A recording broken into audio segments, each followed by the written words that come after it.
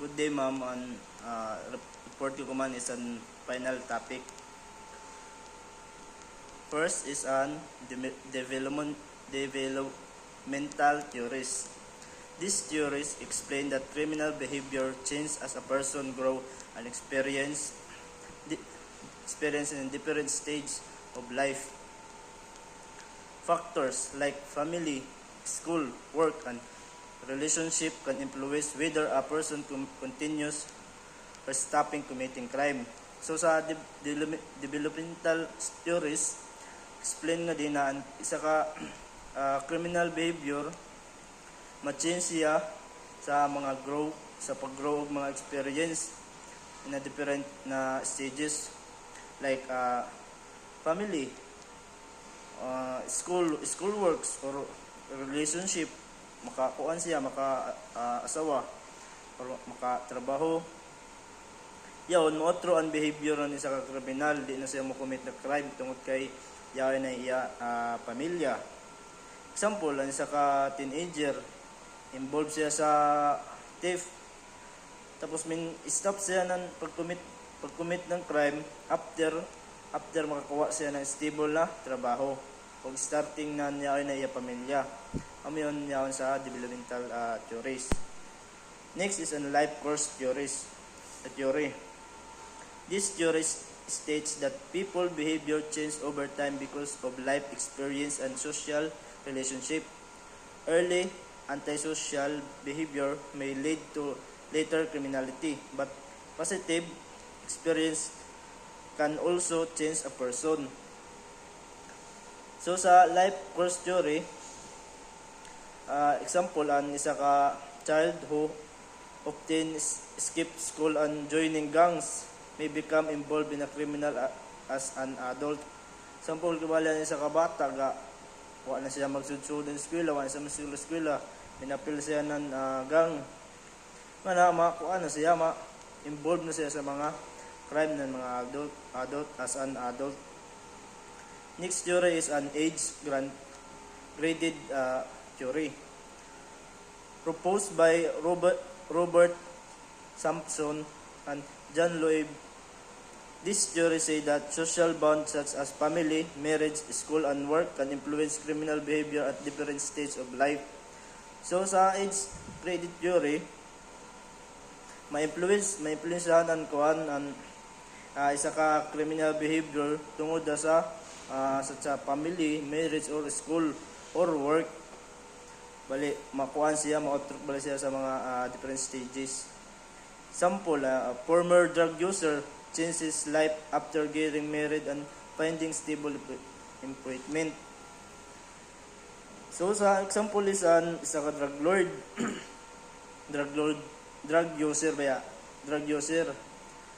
Ya otro niya life tungod kay ikakasawa siya, kahanap siya ng stable na trabaho. Amayon minundang siya pag gamit ng drug. Amayon yaon sa age graded theory. Next is principle of age graded theory. First is an childhood experience after delinquency. Childhood environment and traits can influence criminal behavior later in life. Example, a child exposed to violence at home become aggressive in school. So, kung isa ka bata, ginakulata siya sa ila bahay, pag-abot sa iya eskwelahan, mas more aggressive na siya sa eskwelahan. Next is an adult experience can redirect behavior. Positive or negative adult experience may change a person criminal path. Maotrogid ba siya? Next, an example is a person stop stealing after receiving guidance from a mentor. So, mayon sa adult experience kung an isa ka person minundang pagpangawat tungod kay istruhan siya ng nasakto na amayon, mali yun ba? Bawal ang pangawat o sa batas ang pangawat. Katulo is an repeated negative experience create cumulative disadvantage. Continuous failure and problem increase the risk of continued offending. Example, a teenager expelled from school cannot find work and join criminal groups.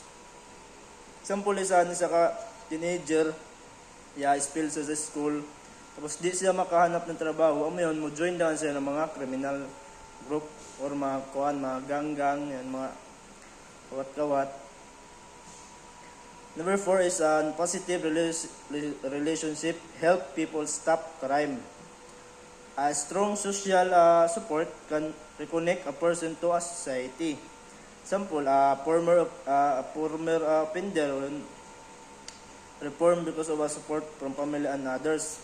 So maotro an sa former offender tungod sa support na niya family or friends na wala kibali siya pasagdi.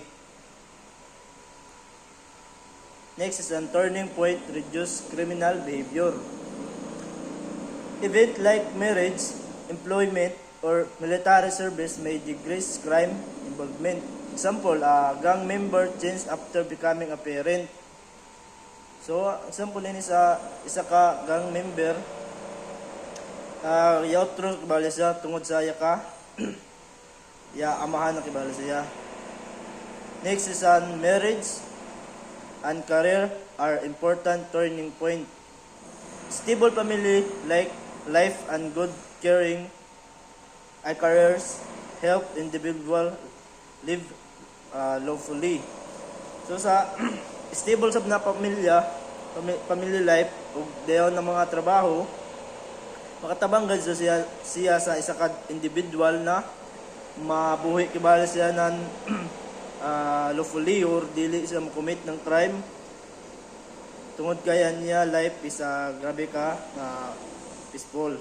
Example, former offender become responsible after starting a successful business. So ano sa ka offender, responsible gud siya kung after niya mag-start ng successful na business. Kung baka isa ka offender ga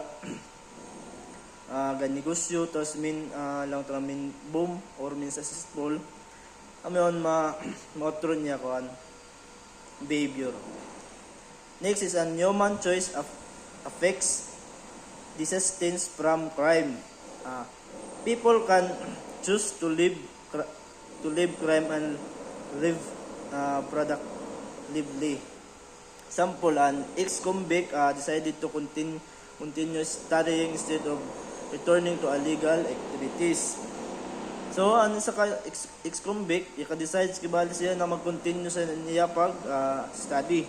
Instead na balik siya sa mga illegal na activities. Next ang crime may continue if it feels rewarding. Some people continue crime because they benefits from it. So, aniban ng mga tao, mag-continue gyapon sila sa pag-commit ng crime tungod sa reward or benefits na ila makuha. Example yun ko, magbaligya sila ng drugs, so ila makuha na dako na kwarta. Example, scammer continue illegal activities because of easy money. Ayun, isa ka scammer, continue digapon sa ng mga illegal niya na activities. Tungod guys, sayon daang kwarta kuhaon na nanatrabaho. Next is an interactional theory. Sa interactional theory is proposed by Terence Cranberry. This theory say criminal behavior is influenced by relationship with family, peers, and society. Weak society bonds can increase delinquency.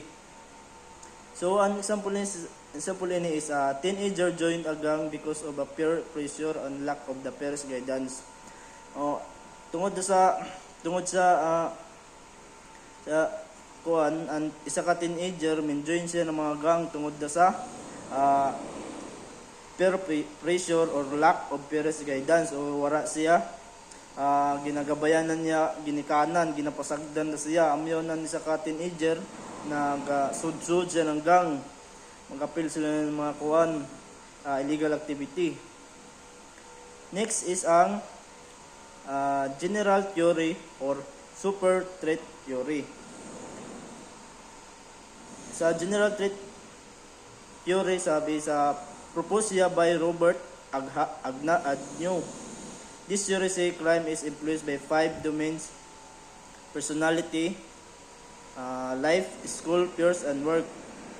So nga din na theory, ang ga-influence niya ay 5 na ga-influence nga di, which is ang personality, family, school, peers, and work.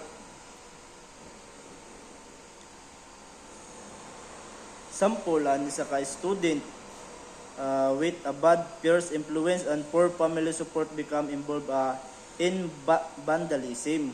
So, isa ka student na iya bad peers influence or mga barkada or friends nag-influence or poor family support or wala siya suportahinan niya iya ginikanan, kinapasagdan da siya, wala siya bantay, ma-involve siya sa mga vandalism. Next theory is an latent trait theory. This theory states that people may possess stable traits from birth or early childhood that can influence criminal behavior throughout life. Example, isa ka person with impulsive behavior repeatedly gets involved in a fight and fight criminals. Example, a person is easily motivated to the joining criminal acts. Yun, isa ka person kabali, dala din yung manipulate na mo join sa mga criminal acts. Yun, igad mo lang, sige, kawata yun. Dali din sa kibali manipulate ba? Tapos next is ang damage of the impulsive person. Example is explanation is poor self-control can lead to risky behavior. Example, someone can suddenly assault another person during an argument. Next is an general theory of crime or GTC. General theory of crime developed by Michael Gottfredson and Tavis Hershey. This theory say crime is mainly caused by low self-control and impulsive personality. So nga di sa general theory, galaong na ang crime makos siya tungod kay sa mga self-control yon, mga di ka pugong ba, di ka kuha ng impulsive personality. Sample, a person steal a cellphone without thinking about the consequences because of a poor self-control. Sample, wala ni sa ka person ng awat ng isa ka cellphone na wala siya maguna-una ba na yay consequences or like mapreso siya or bawal sa batas sa nagihimo tungod kay poor niya self control naman mo kuan siya. That's all, ma'am. Thank you.